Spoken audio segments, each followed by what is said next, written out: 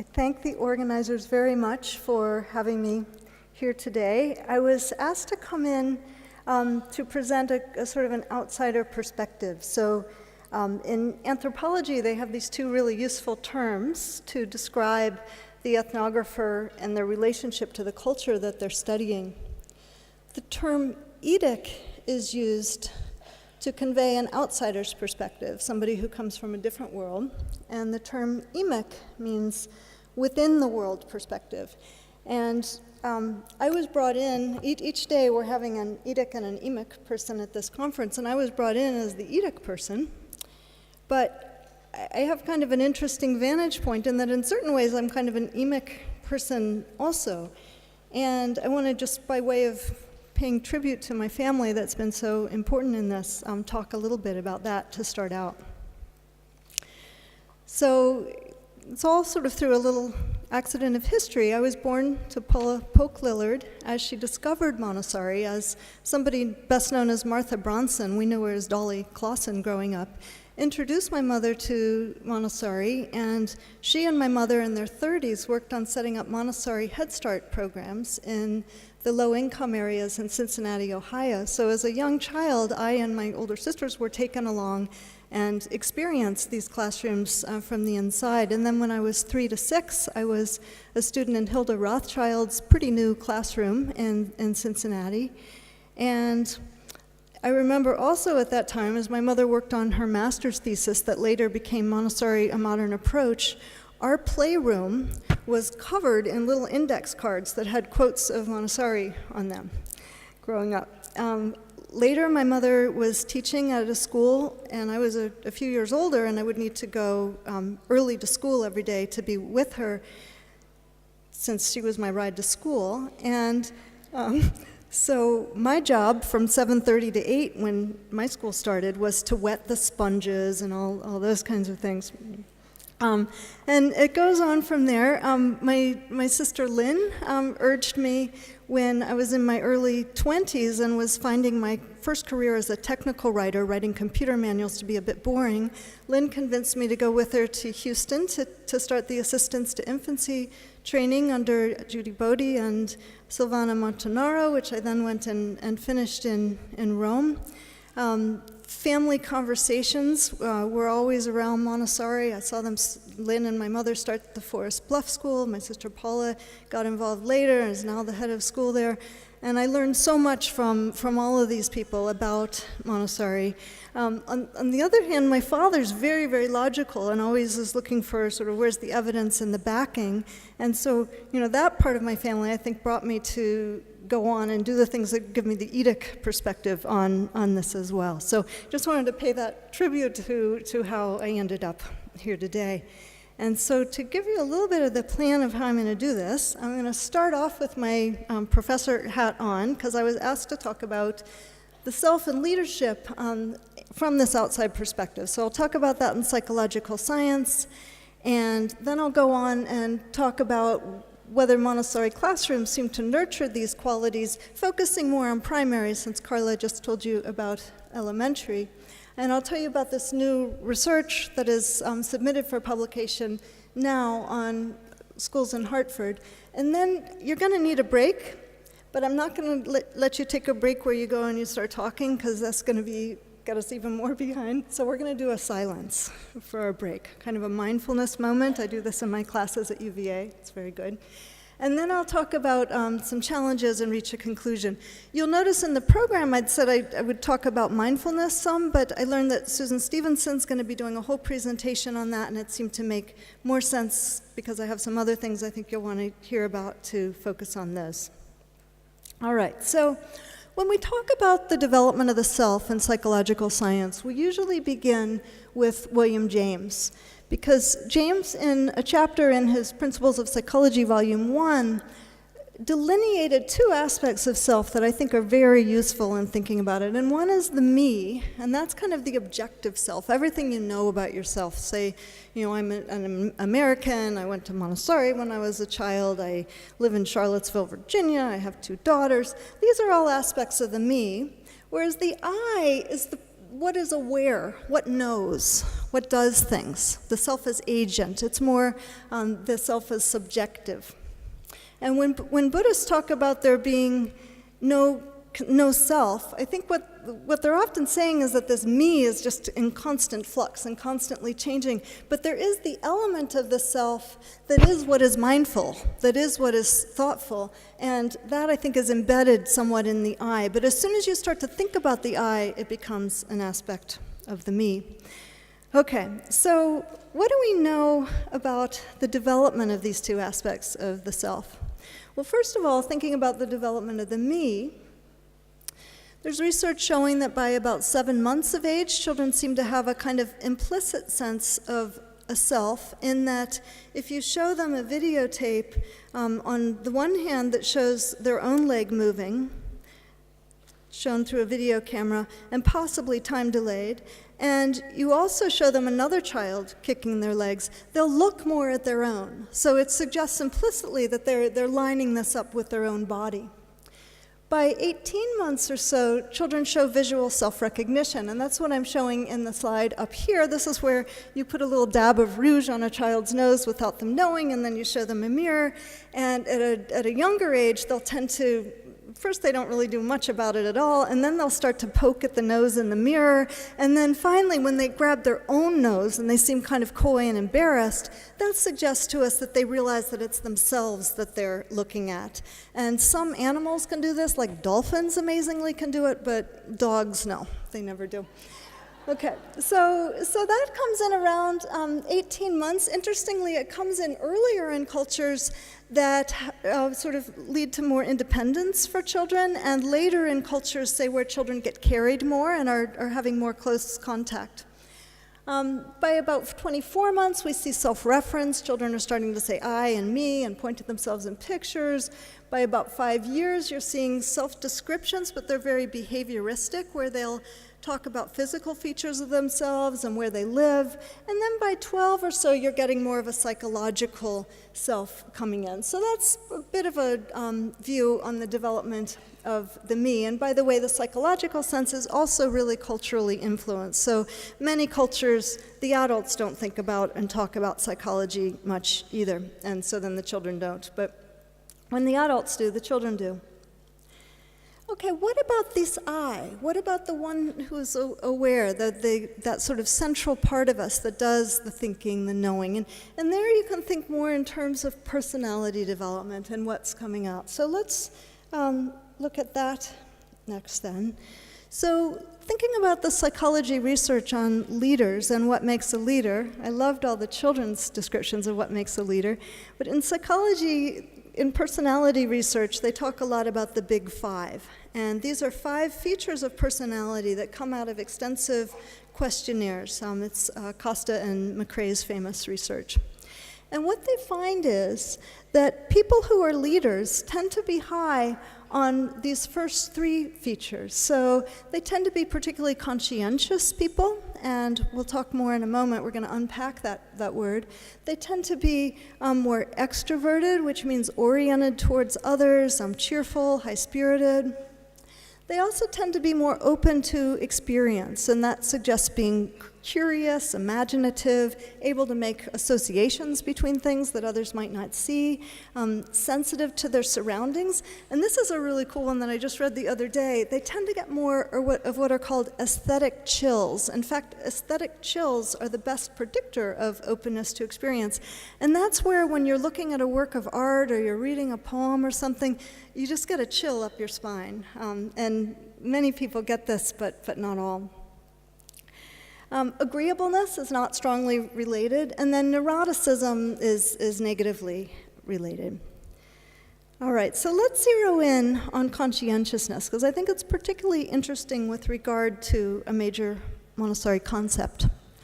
So Eisenberg et al. Recently published a paper where they discussed the development of conscientiousness in children, and they talked about it as having 4 facets, and one of those is self-control.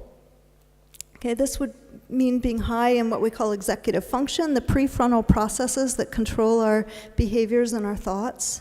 They also are high in control of emotion. They're industrious. Okay, that means they'll work hard, they're purposeful, they're diligent. They tend to take on responsibility. They fulfill their obligations and their duty to others. They've internalized their norms, is the way that this often gets put. And finally, they're very orderly. They're methodical in their approach to tasks. They like to keep things neat and organized. Okay, so those are some features that they see in conscientious people in research, looking across research. Okay, so this concept then has some similarity to Montessori's concept of normalization. Schaefer-Ziemer said that normalization means being a contributing member of society, and noted that Montessori got this term, which can kind of sound funny to our ears, from anthropology. Montessori said that a normalized person is calmer, more intelligent, more expansive.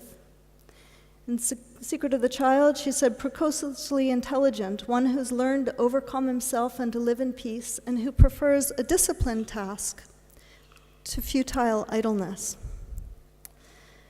So how does normalization come about? Well, Montessori talked about it as being a swift conversion, as always involving concentration of attention on an interesting task.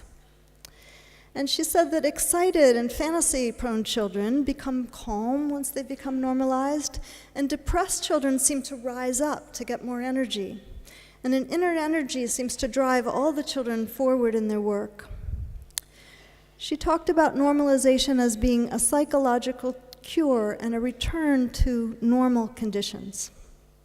So what are these normal features? Well, she talked about obedience given with joy. That's like the internalization of norms. She talked about children becoming kind and empathetic and compassionate. She talked about children making good decisions and being more self-regulated once they were normalized, and being energetic towards goals.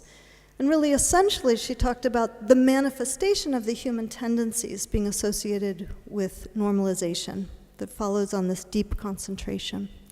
So to put these two things together then, we can replace the word conscientiousness with normalized and take some of these characteristics that she talked about and place them around the Eisenberg et al. Diagram. And you see that we might think of these things as very much the same. So the normalization, which I had been thinking of as being a lot about executive function, I think is something much bigger and is much more akin to what we see in conscientiousness.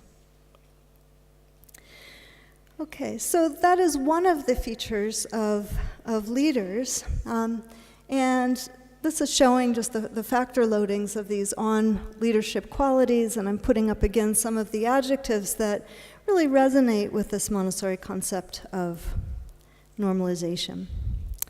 But there's other key qualities of leaders, too, that aren't included in the Big Five, and I've pulled out a couple here. One is leaders tend to be socially competent. I mean, that, again, came out a lot in what Carla was saying. They tend to have good people skills.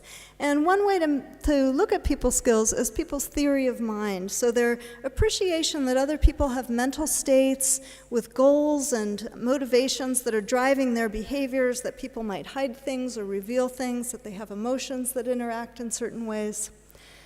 Understanding those things reflects being socially competent. And then also leaders tend to have strong setting-appropriate knowledge. I have to bring up that all the time that I was hearing all these things about leaders with children, and I can think of it with there too, you just think, Donald Trump, what are we doing? But okay, now we've gotten that out of the way. Okay.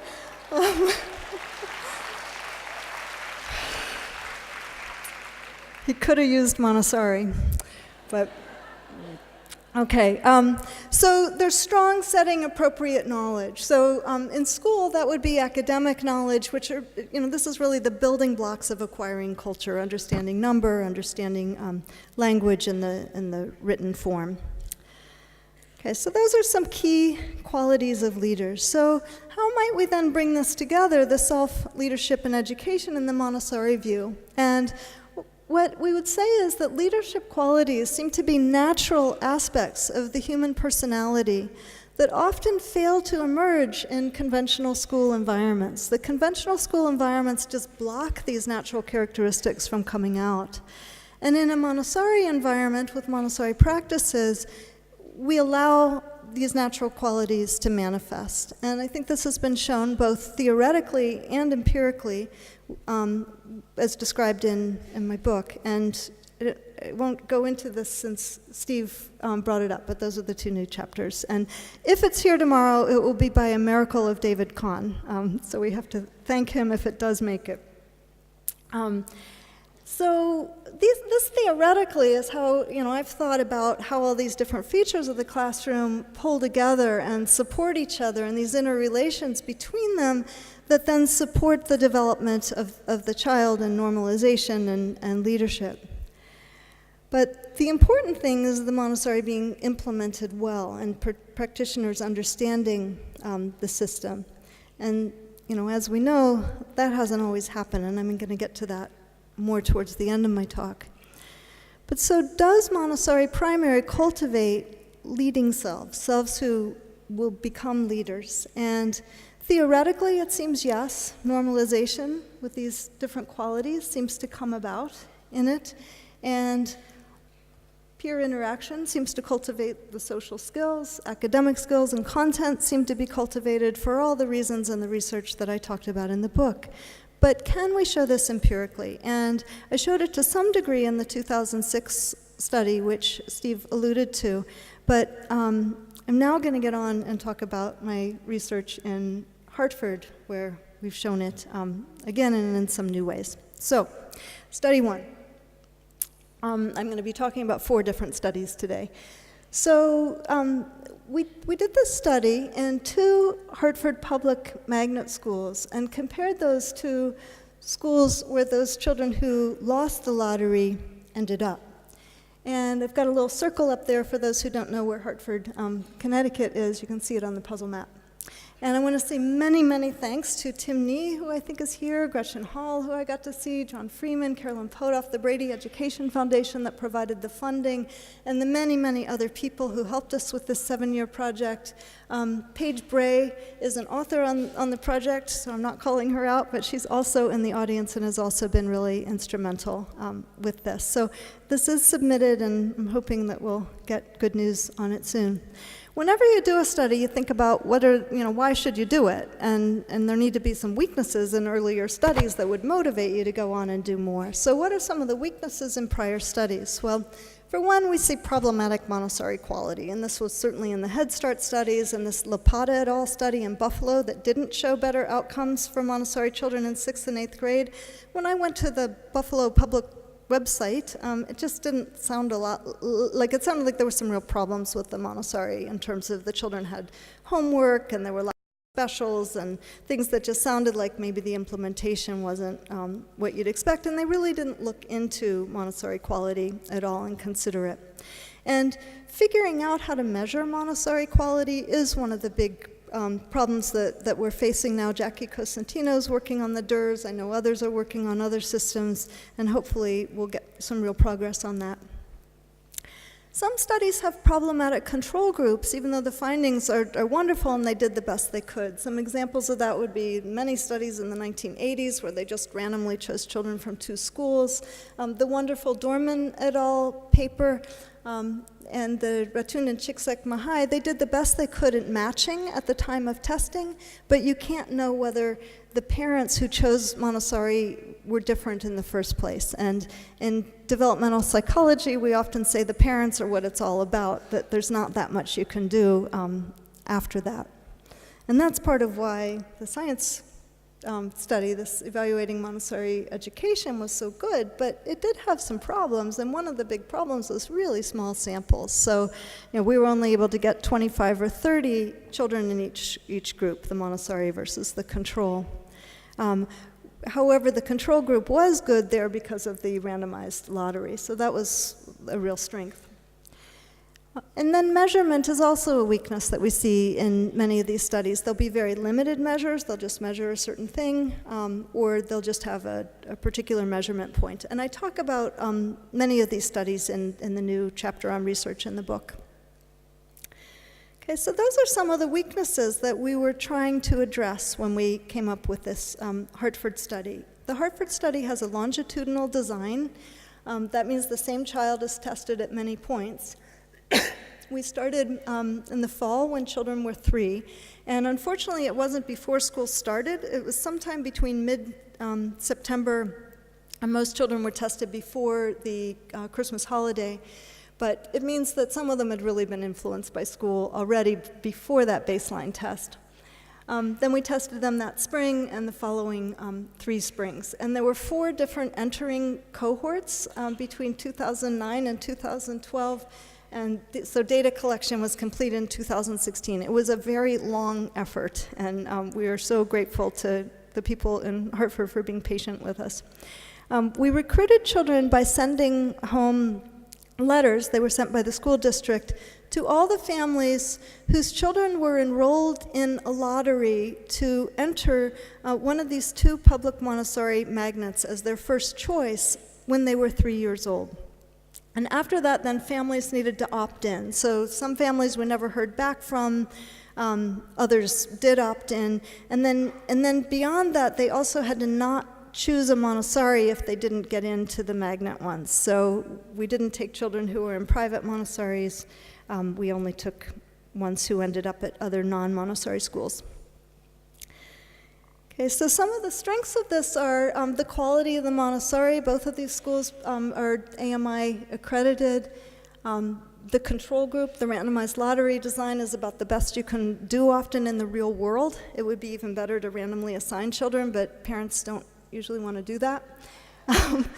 The sample size is pretty decent. You know, we were hoping to get to 200, but 7 years was about all we could manage, maybe next time.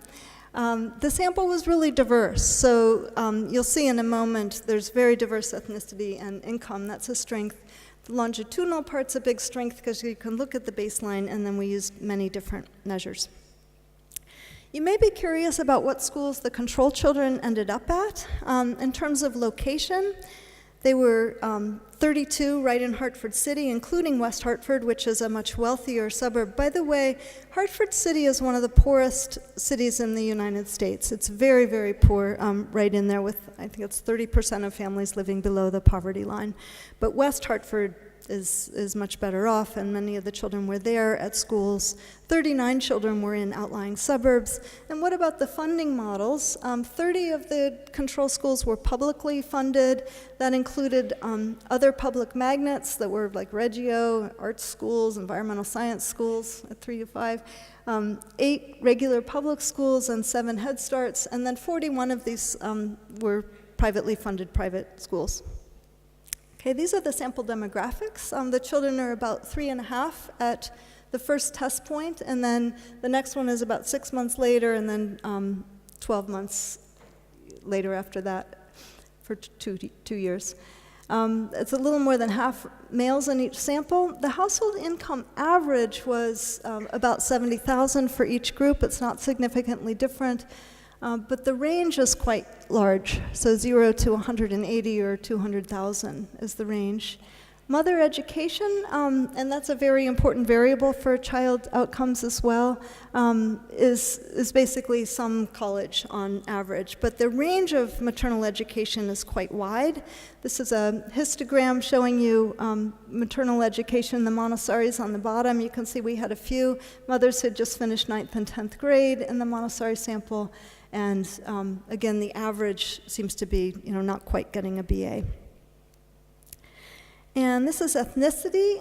You can see the Montessori group was slightly more white, and the control group was slightly more multi-ethnic and Hispanic, but these differences were not significant. So they're quite similar. Okay, the methods here were, we did one-on-one 45-minute testing by one of 11 trained testers, and most of the testing was done in the schools. Some children were tested in a library. And our tasks addressed academic achievement. We used the Woodcock-Johnson reading, math, and vocabulary tests, and we reduced our data whenever we could, because when you do too many statistical tests, you get things by chance more often. So these were highly interrelated. We summed the z-scores, the norm scores. We also gave a test of social cognition, executive function, mastery orientation, creativity, activity preferences, and I'll tell you more about those as I show you the results. The tasks were always given in a set order over the time, and some of the tests we gave a different version at different time points because you wouldn't give the same test exactly again. And again, the groups were statistically the same on every measure at that very first time point, and we did different statistics depending on what was appropriate. Okay, so academic achievement. What this shows you is time 0 is sometime that fall when they were 3, time 1 is the end of the year, time 2 is the end of the year that they're 4 or 5, and time 3 they're 5 or 6 at the end of the year.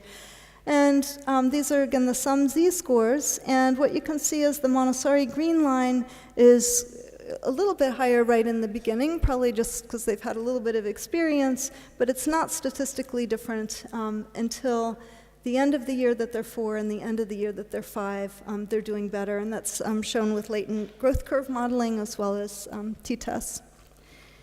Okay, but we're often concerned about income levels, and that's because children who are low income are behind from the get-go, and they stay behind. It just gets worse and worse over time. And this shows you this in the control group. You've got household income on the y-axis there, and you've got academic achievement at the final time point on the x-axis, and every dot represents a child, and you can see there's a strong relationship here. So we often, when I lecture in my child development courses, I say the best thing you can do for your children is be wealthy. It's just a fact that children have better outcomes when their family circumstances are financially more comfortable. Okay, well, what happened in Montessori here? This was very exciting to us.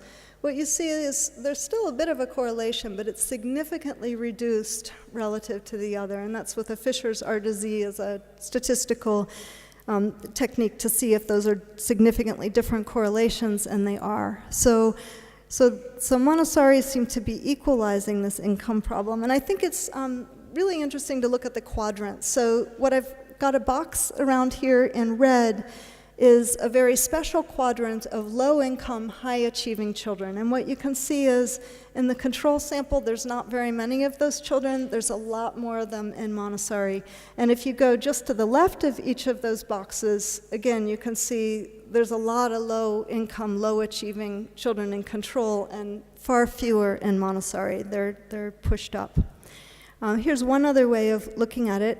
We did a median split on income. That means we took the sample, took what's the median income right in the middle, and then we looked at those groups separately. So the lower income group here has an average income of $35,000, and the upper income, the higher income group, has a mean income of $110,000. And these are what are called bean graphs. So each of the dots in there represents a child. The dark shaded area is the 95% confidence interval, so that's your confidence that if you did this study again, what the mean would be, and the very dark line is the actual mean that we got. And what you can see on the left, the gray bean is the control and the blue bean is the Montessori, and you can see there's not even an overlap in the 95% confidence interval for the low-income children. So it's very dramatic at that final time point. And the higher-income children are also doing better, but the low-income here is where we really got our bang for the buck in a sense. So why don't we see more of a difference in the higher-income children? You may be wondering. I think it might have to do with the magnet schools and the other options for these children. But I'm confident that it is the case that Montessori does benefit higher income children quite substantially as well. And I'm confident in that both because of my other research, for example, the classic supplemented paper I'll show soon, but also from meeting Montessori children. You just know there's something quite different there. The Ratun and Shitsat-Mahai and the Dorman et al. Studies also show this, and I'd like to go on and do more research with older children because you meet them and you know there's something quite different. Now, when we look at these academic achievement findings, one thing we might ask is this at the expense of something else? So there's a lot of concern about this in the US recently because there was this big Tennessee study where children were randomly assigned to go to a pre-K program or not. And the children did better all the way through kindergarten, but then they were doing worse by second grade, the ones who had been in these fine preschool programs. And so one thing people wondered was whether they'd kind of burned out, whether, in traditional schools, a lot of kind of drill and kill stuff was done at earlier ages. So we wanted to look at how are these children feeling about school. So we gave them a measure that was basically how much do you like various things, and they had to point to the smiley face that showed how much they liked it. And we asked questions about reading in school, TV and movies, and playing, sort of play with cars and things like that. And what we found here was that the Montessori children showed relatively stronger preference for scholastic activities over recreational ones. So on the left is the recreational preference, and everybody likes the TV and the movies in this sample. They were all happy with that. But when it came then to the scholastic ones, you can see some of the children in the control group are really low on that. So we're not doing this at the expense of the Montessori children enjoying these scholastic tasks. Okay, what about social skills? We used the theory of mind measure, in which we use 4 different tasks to look at what they understand about minds, and children get a 0 to 4 scale on this. And here again, you see the Montessori children are the same at baseline, but they're pulling away and doing significantly better over time. How about executive function as this aspect of conscientiousness? So we used 2 tasks, copy figures and head, toes, knees, shoulders, and these are conceptually related and they're highly intercorrelated, so we combined those. Copy figures has children copy figures like this, and head, toes, knees, shoulders, I'll just show you quickly. So you're doing something different than what I say, okay? So what are you going to do if I say touch your head? Touch my toes. That's exactly right. And what are you going to do if I say touch your toes? Touch my head. That's exactly right. Okay, let's practice. Touch your head. Touch your toes. Touch your head. Touch your toes. You're doing such a great job. We're going to keep going, okay? Touch your head. Touch your toes. Oh, sorry. Okay, so it's a hard task. So we combined those, and what you see is at 4 and 5, we had a significant difference at 4 and a trend towards a difference at 5. It wasn't significant with the latent growth curve analysis. If we'd been able to get to 200 children, it certainly would have been. But we see a trend towards better executive function. Then there's mastery orientation. This is a task that's made famous and a concept that's made famous by Carol Dweck, who has a book called Mindsets that's wonderful on this, where she talks about people having either a mastery-oriented or a performance-oriented approach to their own intelligence and things that they do. So a mastery-oriented person wants to learn, they want to take on challenges, and a performance-oriented person wants to do the easy things so that they'll look good. And about 40% of Americans take on either of these mindsets. And she came up with a task with Patricia Smiley back in the early 90s that we used in this study. In a first phase, the child is given 2 minutes to solve a pretty easy puzzle, something that's easier than their age recommendation. And then 2 minutes to solve a very difficult puzzle. In fact, it's an impossible puzzle, but we hope the children don't realize it's impossible. And then we put the puzzles away and we give them several intervening tasks, and then in the final phase, we give them a choice. Would you like to, we've got some more time if you want to work on the puzzles again. There's this puzzle, the easy one, there's this one, or you can not do a puzzle at all. And we look at how many children want to go back and try that really hard puzzle that they couldn't solve before. And here what we see is, again, no difference early on, but over time emerging a stronger mastery orientation among the Montessori children. Then we gave a standard creativity test, and this is the creative uses task. It's very frequently used in creativity research. It has its flaws, but it's commonly used. It was easy to put in, so we did. And children are asked to come up with the different uses that they have of an object, and we code how much. And this we didn't see any difference on. So you can see the lines are pretty parallel.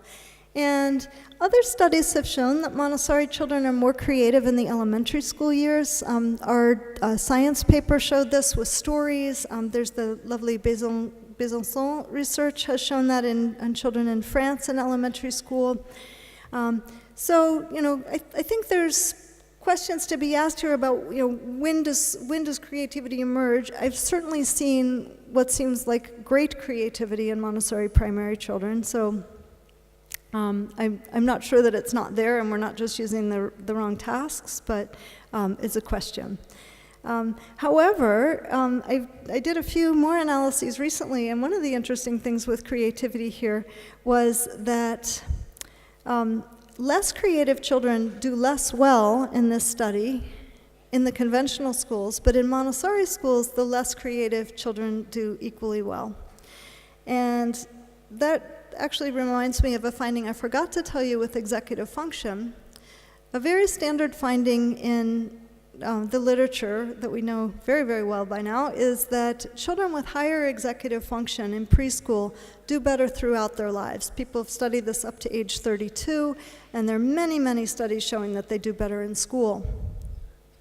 And that was true here for the conventionally schooled children. Those with high executive function did better. The ones with low executive function, sort of bordering on ADHD kinds of issues, fell behind. In Montessori, children with low executive function did just as well as children with higher executive function. So these are ways that I think of it as a great equalizer, as well as being an elevator. So everybody's doing better on several of these measures, but Montessori also seems to be equalizing performance of children that don't usually do as well. And then we gave a social problem-solving task that I've used in all my other research. Kathy's been on the swing a long time, and Lori really wants to swing. What could Lori do or say so she could have the swing? What else, and what would you do? And we looked at children's justice responses. So how often did they consider both people's mental states and come up with a creative solution to this problem? And in my other studies, I've always seen a difference in this, and I didn't see it here. It might be that the conventional schools are working much more on social skills is one possibility. Another possibility is that the magnet schools, the heterogeneity, actually might slow down the development of these. Not sure, it's a question. But so on those two things, the findings weren't as strong, but on the other things, they very much were. So to summarize this study then, the Montessori children had a steeper growth trajectory in academic achievement and in theory of mind. They had somewhat better executive control, and they had a stronger mastery orientation and stronger scholastic activity preferences by the end of preschool compared to the children who were just by lottery not in Montessori. There were no differences in the study for creativity or social problem solving. Okay, so that's Montessori as elevator, and for Montessori as equalizer, we saw that Montessori was particularly effective for subgroups that typically underperform. So it significantly reduced the income achievement correlation. We had many more low-income Montessori children than control children scoring above the sample mean for academic achievement. The low executive function children were doing as well as high executive function children. The low creativity children were doing as well as the high creativity children. And another finding I didn't mention earlier, but that I've seen, is that the girls do as well on spatial tasks as the boys, unlike in control samples. And in general, the finding is that boys do better on spatial tasks. So Montessori seemed to be an equalizer as well. Okay, and I'm going to say, of course, academic achievement isn't mainly what we care about, but we better do well if we want for people to understand Montessori and appreciate it in the education world. So in terms of leadership then, conscientiousness, extroversion, and openness to experience are personality qualities that we know are associated. And we see this. We see this in the mastery orientation. We see this in the self-control or executive function. We see higher theory of mind and higher setting appropriate knowledge. And this all makes sense, given that these are qualities associated with normalization that we see happens when children are set free in the prepared environment. So I would say, based on this study and my others, Montessori does appear to inculcate these leadership qualities when it is done well, as it was at these schools. So what are some of my next research goals? One is to do a larger scale study like this one. We're working on seeing if we can get funding from the Institute for Education Sciences now for that. A second is to start looking at biological changes associated with normalization.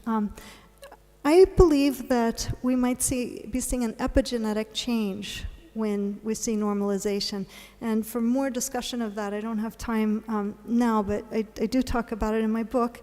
And I just found out this morning, my sisters don't know this yet, but I just got results from a pilot study that they went to Herculean efforts to help collect lots of spit from children at the Forest Bluff School. And we were able to collect that in May, and I just got some early pilot results suggesting that there might be epigenetic change. So we're going to be looking for funding for that study. There's a wonderful researcher in Geneva, Solange Devreux, who's working on her PhD thesis looking at white matter integrity, and I think that's a wonderful other way to go, and we might work some on that at UVA as well. And also, I'm interested in looking at changes in, for example, in cortisol when children go to Montessori. It's such a much less stressful environment for children than conventional schools, and I would expect we would see differences there. And I think that's all really important to show, because people really pay attention to these kinds of biological factors. There's something that feels very real about them to people. Then I'm also working with the Wildflower Group using some of their really interesting technology to try to tap into what's happening in a classroom when we can't put a person in there and have them watch every child. So the Wildflower technology has sensors in the children's shoes and sensors in the materials and a video camera that's capturing what's going on in the classroom, and we can set this up in many, many dozens of classrooms and really be able to get some valuable data on patterns of children's activity and the like. I'm really thinking we need to do much more good research with older children. It seems like a just wide open book. It's hard to get the control group right at that time, but it's really important for us to start doing that. And then finally, I've talked with Paige Bray about doing this some in Hartford. One thing that people keep coming back to me on is, well, maybe it's just the teachers are better in Montessori. And I was noticing that in Mario Montessori's introduction to The Secret of Childhood, he said that too. He said, people are always saying it's just the teachers. And of course, the teachers are absolutely wonderful, and I think that there probably is change in the teacher training. But, you know, I don't think that's probably all of it, but it is something that's important to get some research on. So how does the training change teachers? You know, to what degree would these teachers do just as well even without the advantages that the Montessori environment brings to them? All right, so that's a bit on next research goals, and now I want to get on to the second half of my talk on challenges, but I did promise you we're going to do a little bit of a silence. So please take a moment and just listen to your breathing. This is the mindfulness part, and surroundings. And if you feel a need to stretch, please do, but please don't talk so you won't be disturbing the silence, and I'll resume in a moment.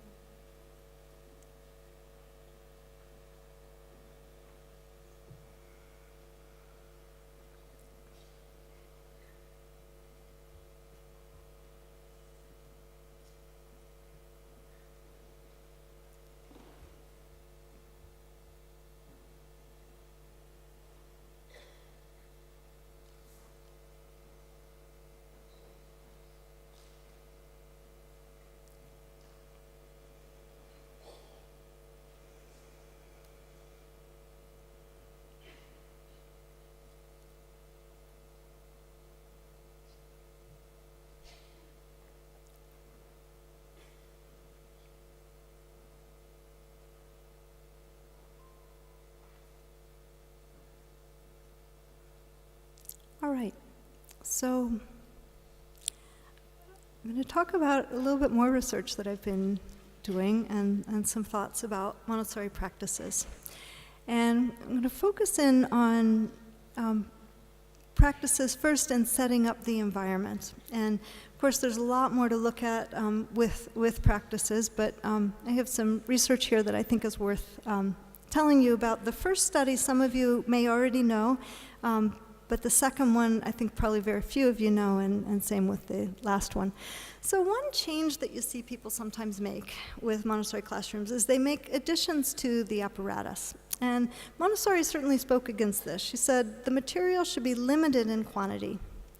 Evidence should certainly modify the notion that a child is helped in proportion to the number of educational objects that are placed at his disposal. The confused multitude of objects with which he's surrounded only aggravate the chaos of his mind. So, she and her collaborators developed this very, very special set of materials that are all interwoven, that have very deep relationships to each other, and that get concepts across. But I noticed as I went around after the book came out and spoke that you see a lot of classes that put a lot of other stuff in, and I started to wonder, is that a reason why these classrooms feel so different? And so we did a study of this where we looked at children in what I call classic Montessori classrooms, and these, as the measure that we were using here was how much the children used Montessori materials, and I'll show you that in a moment. And then supplemented classrooms where there was other stuff added, and we compared those with conventional classrooms. And the children were tested in September and May, so it's longitudinal, but just with 2 test points, and they ranged the children from 3 to 6 years of age. And so how do we classify these Montessori classrooms as classic or supplemented?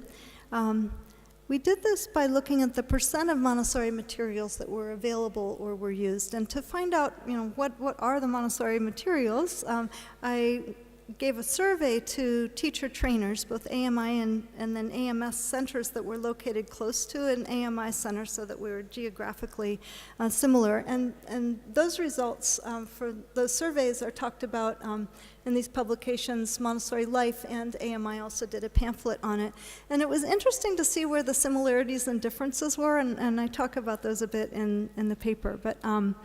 But there was certainly a very strongly agreed upon set. And so in these classrooms, we looked at what percent of that set, that primary set, were available. And then we went into the classroom 4 times, each classroom. There were 12 different Montessori classrooms in this study. And we coded what each child is doing at every moment. Just really quickly, just scanned the classroom, what's every child doing. And in the classic classrooms, they're pretty much always using a Montessori material. And in the supplemented classrooms, they had not the full set of materials available, and then even less in use. So you saw a lot of other things going on in the supplemented classrooms. And the question is, does that make a difference? And of course, it might be other features that are going along with whether the materials are there or not, and I'll address that more in a moment. But just to run quickly through the results, the head, toes, knees, shoulders task that you saw already, the green there is the classic, much more school year change from the beginning of the year to the end. The theory of mind test that I talked about with the Hartford study, again, best outcome in classic Montessori. That social problem solving task where somebody was on the swing and how are you going to get it? The classic Montessori children really came out ahead. The Woodcock-Johnson letter-word early reading task, again, classic Montessori. The applied problems math test, classic Montessori. The picture vocabulary, classic Montessori. So there was just absolutely no question that having these other materials in the classroom or something that went along with it was interfering with children's learning relative to when you just kept the Montessori materials in there and something else that might have gone along with it. So this is published, it's available on my website. But another question then is, is this causal? So is the materials causing any of this, or is it something else that just goes along with only using the materials? And so a head of school, on hearing me give this talk, came up to me afterwards and she said, we got an awful lot of supplementary materials in our primary classrooms. Let's do a little study, and we'll take them out of 2 of those classrooms over the Christmas holiday and see what happens. And so we did. MJ Heiss, my lab manager, who's about to go to graduate school in California, helped me with this study. We tested children right after Christmas break, so they're still essentially, we're in a supplemented Montessori classroom. And then the supplementary materials were removed from 2 of the classrooms, and we tested them again in June. Okay, so that's the basic design. And what did we find? Well, this isn't a very long period of time, right? January to June, really it was more like May testing. What you see is in letter word, and in head, toes, knees, shoulders, the children who were in classrooms that, everything else was the same teacher and so on. All we did was take out all that stuff that wasn't a classic Montessori material, and we saw an improvement. Even applied problems had a bit more change, but, it was just not a huge study, small study, but seemed really interesting. So this was published in the New Journal of Montessori Research, which I'm grateful to Angela Murray and others that we now have this. I believe there's a European Montessori research journal out now too. And it's just great to have a place to publish things that people that aren't working in Montessori probably aren't interested in. So it's a wonderful venue to have. Okay, so the suggestion then is not to add things in, but to retain the apparatus. And why do people add things in? It was suggested to me yesterday that people might add things in because the children seem to not be so interested in the materials sometimes, and maybe that's happening because the teachers haven't gotten all of the extension exercises and haven't gotten the depth of understanding of the materials to understand how to make them continue to be interesting to children. So something to think about when people add in, why do they? Okay, another Montessori practice we just did a little study on, but I think it's interesting. This one's not published yet. Again, it's really small. But changes to the social environment. So Montessori talked about 3-year age grouping being very important, the large class size being very important, and a single teacher is always what she mentions in her books. And we talk about, maybe there's a trained assistant. So, how important are these elements? Again, it's a topic ripe for research because you see differences all over. And of course, sometimes there's practical reasons why you can't be doing these things. But what kind of a difference does it make? Well, I knew a school that had, for 7 years, been going along with 2 trained teachers in the classroom. And when they first started doing this, the teachers thought, oh, this is really nice. I can share the responsibility. It feels much better. And so they were doing this for 7 years. But I met with them, and I was a bit skeptical about it. And I learned that at the end of that year, they were going to stop doing it because there were some feelings that it wasn't working out so well financially, among other things. And so it's a research opportunity. So we tested children in January and again in June, and then we tested the children again the following year when they'd gone back to 1 teacher with 1 assistant in January and June. And because of attrition, there's just 13 children who were able to test at all 4 time points. So again, it's a very small study. The children ranged from 3 to 6 in the first year, and they were in 4 different classrooms. And this is just the change in academic achievement tests. When they had 1 teacher, they really grew a lot more over that time than when they had 2. So, why might this be? There's, issues of diffusion of responsibility. When there's 1 teacher, they really take ownership. They really get to know the children. They can make adjustments to the classroom swiftly. They don't need to go and check in. So, it just seems suggestive that maybe the 2-teacher model isn't so good. Again, small study. Okay, what about changes in the conceptualization? This is something else that kind of came across my desk recently, and I was puzzling over it. It's not a study, at least not yet, but thought it'd be interesting to present here as something as a topic for discussion. And this is the conceptualization of the source of peace in Montessori children, certainly a very important facet that we think about. So I'd been aware over the years of many schools doing this, but this was shown to me as something that some people thought was really an essential component, like it was a required thing in a Montessori classroom.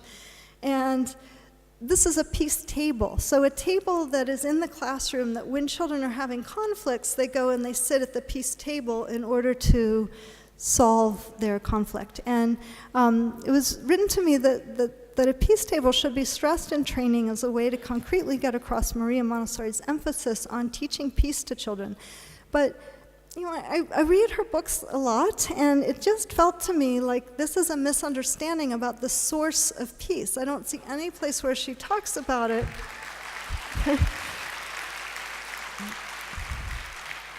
As something to be taught or even to be shown, unlike letter sound correspondence and the golden beads and things. So how does peace emerge in Montessori? Well, here's some things that she said about that. She said, following some inner guide, the children's work gave them joy and peace, a spontaneous discipline.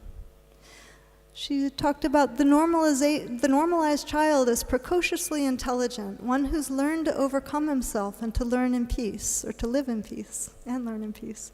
A spirit of work and peace emerges naturally from self-education in the discovery of the child. When the child has reached the stage of being able to concentrate, the disturber becomes a helper. If a child can construct his or her own behavior, all will be well. Sorry, I added the her. I can't it's APA style.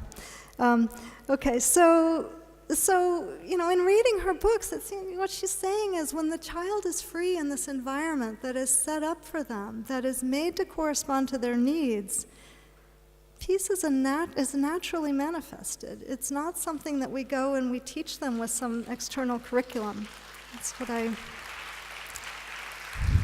So, it may be that in some classrooms that weren't functioning well, maybe there were too many supplementary materials, maybe the teachers didn't know the materials deeply enough, the children weren't being peaceful, that maybe that's how that came in. But it's something I think we need to think about. When a classroom's running well, peace emerges naturally. Peace is conceptualized in Montessori, is not confined to a place. It's not an exercise. It's not a syllabus item. Peaceful relations should exist and be facilitated everywhere, not just at some table. And if you rely on a peace table, then what would happen if it wasn't available? So these are some problems I have with that. Okay, finally, fourth practice I wanted to address, and then we'll be done, is assumptions about children that people make. And this is where, the area of research that I really started in was theory of mind and pretend play. And so pretend play is what a lot of my work is on. And so I remember about 10 years ago, Henry Wellman, who's another developmental psychologist, saying to me, how can you put this Montessori stuff together with your play stuff? And it's an interesting thing to be doing. So, we think about play in many different ways, and one of them is just free activity. And Montessori is very much a sort of playful learning in that children can go and try things out and work with their hands, and it's not auto-directed and so on. And in these ways, it's very much of a playful learning kind of a technique. But, I shouldn't say technique, but I hope you know what I mean. And yet in our culture, play then also gets put in with pretend play, fantasy, and so on, which children love to do around 3 to 5. I loved to do it as well. The question is, what sort of place might that have in a Montessori classroom, and what kinds of attitudes are there in the world towards Montessori because of what happens with play? So I was asked to go speak in Taiwan at a conference on play a little over a year ago with Kathy Hirsch-Pasek, who's a big playful learning person. And as part of our visit, they took us to this big indoor playground, and that's a picture of an indoor playground there in Taiwan. And these are kind of all the rage. The outside playgrounds weren't being used, but the indoor ones were quite beautiful, and a lot was being done in them. But, going around in there, Kathy was all excited. She was like, this is just what we need, more things like this. And I was watching the children, do all their play cooking with the wooden kitchens and driving the little toy cars around and things. And a girl looked up at me as she put her wooden ice cream on top of her wooden cone with this look like, couldn't they give me something better to do? And I said to Kathy, from a Montessori perspective, it's kind of sad because they could be doing a lot of these things for real. So I got back to Virginia and I turned to my graduate students and said, let's check this out. So, and by the way, this is against a lot of societal assumptions. This idea that children's work as play is often meant in the fantasy sense, that children should be given fairies and so on, the same things that Montessori talked about. It hasn't changed. In fact, recently there was an article in the New York Times about academically oriented preschool and a study showing that children do much better in more academically oriented preschool in terms of their academic learning. And the second half of the New York Times article was all about one of these wildflower schools in Boston, and the responses to people who wrote letters to the New York Times after this were all, I wouldn't send my child to Montessori because they can't pretend play, and that's what we should let them do. So it leads to things like giving children fantastical books in classrooms, dolls, dress-ups, toys, instead of real experiences. And in the new edition of my book, I talk more about some other new research that shows that children actually prefer realistic books to fantastical books when you give them a choice. Well, we decided to give them that choice with pretend. And I had done this big review paper in Psychological Bulletin. Again, all these papers are available on our website, showing that actually there's not very good evidence out there that pretend play is helping development in any way, but people still assume it. And pretending is a wonderful activity, so don't get me wrong. But I thought I would find out from children what they'd rather do. So we gave children choices, and we'd show them one child and say, this child's, for example, pretending to bake cookies. See, these are pretend cookies. And this girl's really baking cookies. See, these are real cookies. Which would you rather do? Would you rather pretend to bake cookies or really bake cookies? And this has just been published, by the way, online in Developmental Science. So we tested 100 children ages 3 to 6. They were on average almost 5. A third of them were in Montessori because we thought, maybe children in Montessori would want to pretend more because they're deprived of it for a few hours every day. Maybe children in Montessori would want to pretend less because, the design is disrupted or something. We thought we should check that out. And we gave them 9 choices. Boys saw a boy book and girls saw a girl book. It's just something developmental psychologists do for no good reason, I don't think.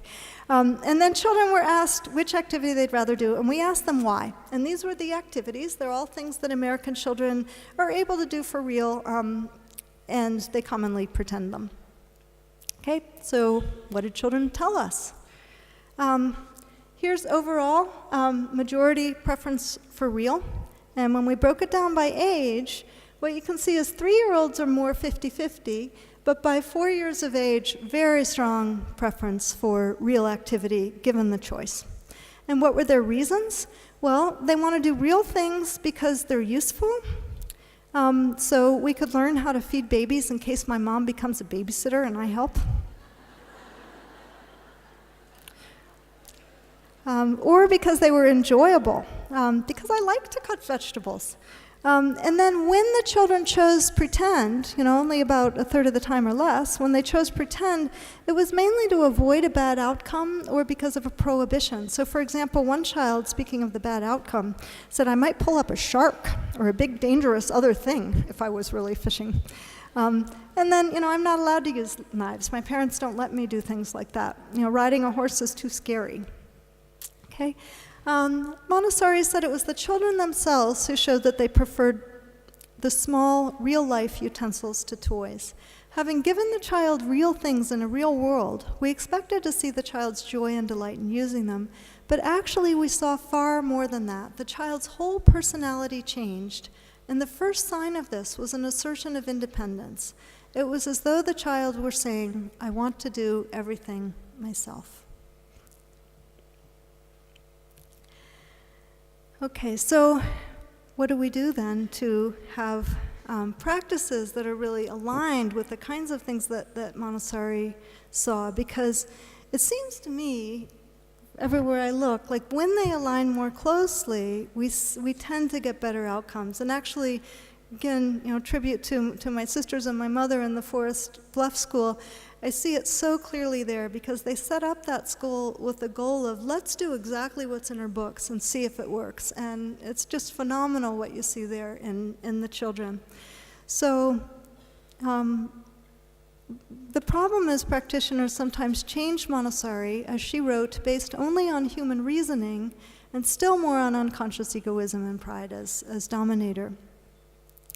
And this was, why are there so many difficulties, so many contradictions, so much uncertainty with regard to what she said are commonly called Montessori schools and the Montessori method? And this is one reason, is all these change. So what's the solution? Well, observing the children very closely, implementing the system as she and her collaborators discovered it, and getting it right before trying to improve on it. Otherwise, the improvements will rest on a poor foundation. So Carolina Montessori said the other day, we don't want a fossilized system, and I completely agree. But the problem is when the changes get made, when it wasn't implemented in a way that allowed this peaceful, normalized child to come out to begin with. And the practitioners really have a responsibility, I think, both to the children in their own classes, optimizing the conditions for those children's development, but also to all children. Because incorrect implementations that get called Montessori, these mono-somethings, they confuse the world as to what Montessori really is. And they generally leave people thinking it's less than it is, and that takes away the opportunity for more children to have these kinds of environments and practices that seem to help them so much. So my suggestions would be being very careful about one's sources of what Montessori is and is not. There are so many things out there on the web, as you all know, that are not worth looking at, and there are people with deeper and less deep understanding of what it is. One can always go back to reading her books carefully and constantly and following what they say. I feel like I'm learning all the time from reading her books. Then there's this wonderful collection of videos that Emily Green has put together with AMI USA that is just a great way to see really good classrooms and hear people talking about it. It's a wonderful resource.